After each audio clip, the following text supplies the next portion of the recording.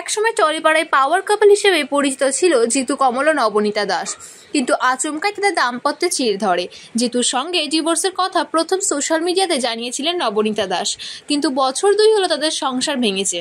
2019 সালে 6 মে জিতু ও নবনীতা বিয়ে করেন, কিন্তু বিয়ের 3 বছরের মাথায় আলাদা হওয়ার সিদ্ধান্ত নেন তারা।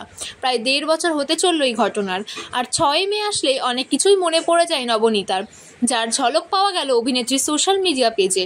মঙ্গলবার 6 মে নবনীতা তার ইনস্টাগ্রামের স্টোরিতে একটি পোস্ট দেন, যেখানে দেখা গিয়েছে অভিনেত্রী একটি ভাঙা হৃদয়ের সঙ্গে তার বিয়ের তারিখ অর্থাৎ 6 মে 2019 লিখেছেন। তাহলে কি বিবাহবার্ষিকী এলে এখনও মন খারাপ হয় নবনীতার? এক সংবাদ মাধ্যমকে নবনীতা যদিও জানিয়েছেন যে তার একেবারেই মন খারাপ হয় না এদিন আসলে, তবে জীবনের এই অংশটা পুরোপুরি মুছে দিতে পারবেন না নবনীতা, কারণ এদিন তার বিয়ে হয়েছিল। আসলে বিবাহবার্ষিকীর আগের দিনই নবনীতার বাবা তার বিয়ের বেনারসি কাচিয়ে দিয়ে যান। একদিকে যখন নবনীতা মন খারাপের পোস্ট করছেন, অন্যদিকে জিতুকে দেখা গেল একেবারে অন্য মেজাজে। গঙ্গায় নৌকা বিহারে গিয়েছিলেন জিতু, আর সেই ছবি সোশ্যাল মিডিয়ায় পোস্টও করেন। তবে জিতুর সঙ্গে দেখা গিয়েছে এক রহস্যময়ী নারীকে।